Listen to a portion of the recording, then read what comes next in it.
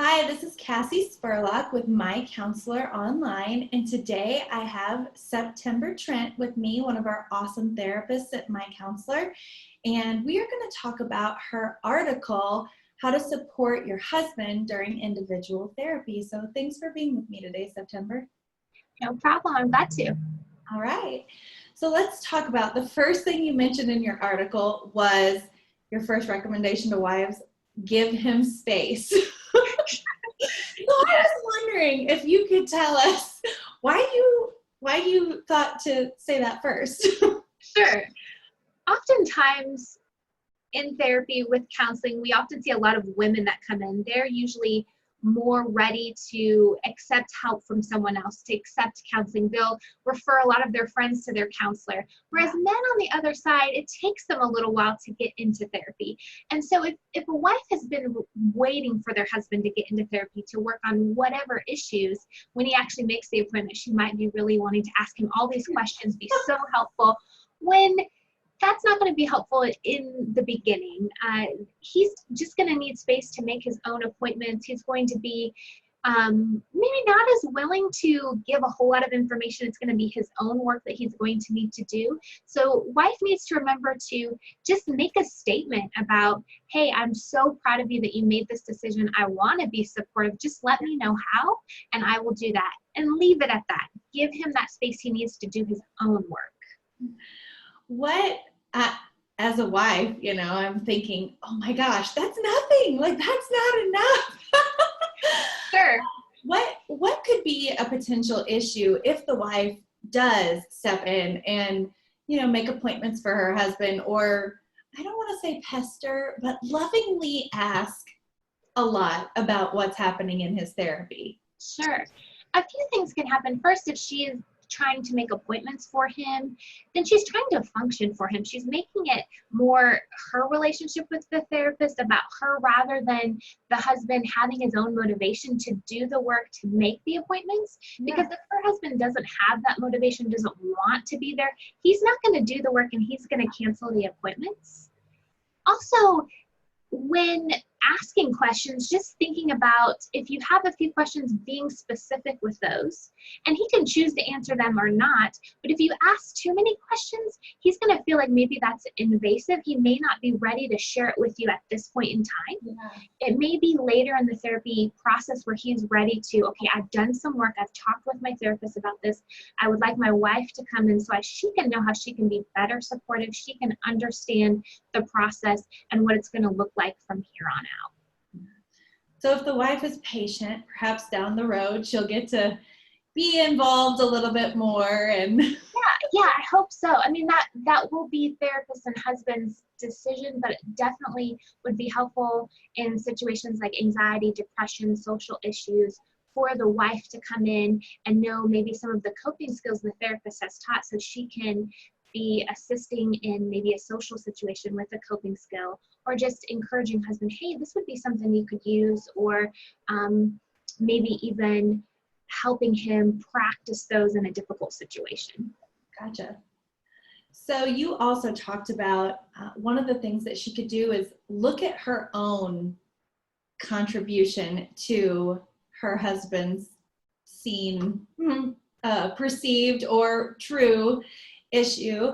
And you talked about the obvious things like speaking unkindly about him in front of her friends, or using a respectful tone when she talks to him, or initiating sex more often. There's lots of practical daily things that she could do to encourage that relationship, that intimacy between the two of them, that emotional intimacy, which is obviously going to help him with anything he's working on as well. But you also went deeper and you talked about how some of the things she is doing could be enabling him and hindering his therapy treatment.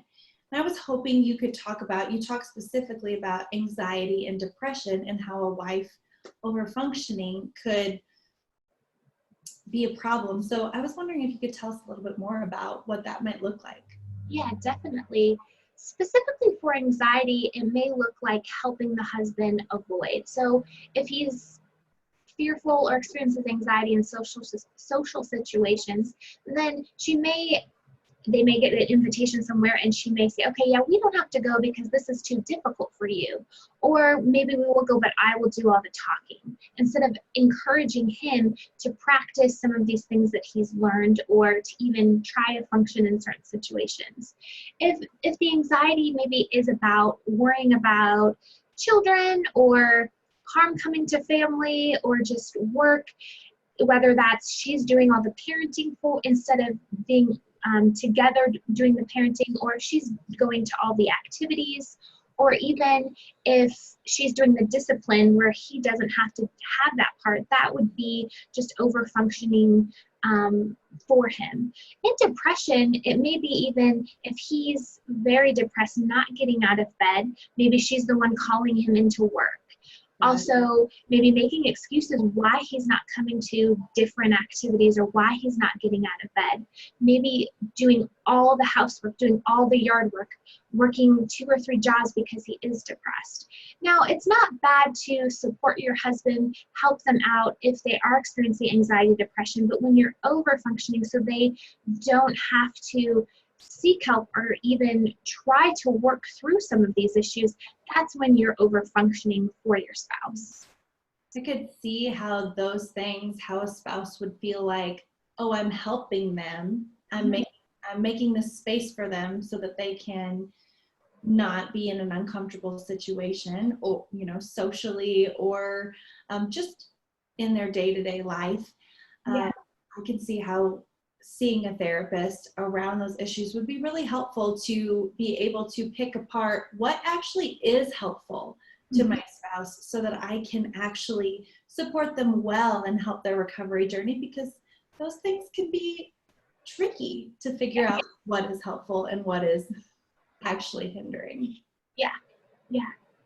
And then you talked about how this is more around depression and anxiety, social situations, this article that you wrote, How to Support Your Spouse, and how we're not talking about affair relationships or pornography addictions. And I'm wondering if you can flesh out why you made that distinction.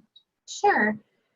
With anxiety and depression, I think that is where wife can be maybe more involved than she would with the affair recovery or the pornography addiction, because those two things, the husband does actually need support with that, but more maybe outside of the marital relationship. Because of those two things, the wife is going to feel hurt.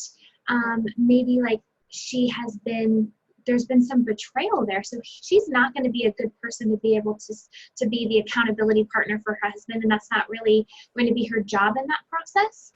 Whereas where it's with the affair recovery and the pornography addiction, husband is going to need accountability from a support group, from his therapist. And it's going to have to be more direct. And if a wife is over functioning for a husband that's had an affair or pornography addiction, that may even lead to more codependency, and so that's very different issues. Also, it's possible with the affair or the pornography addiction, it may be an unsafe situation that the couple needs to talk about together with a therapist. Gotcha. That makes sense. Well, thanks for meeting with me today, and thanks for this insightful article for all the wives on supporting their husband during individual therapy. And if you'd like to see more from September, read more from September, or any of the other therapists at the MyCounselor team, you can find more articles at MyCounselor.Online.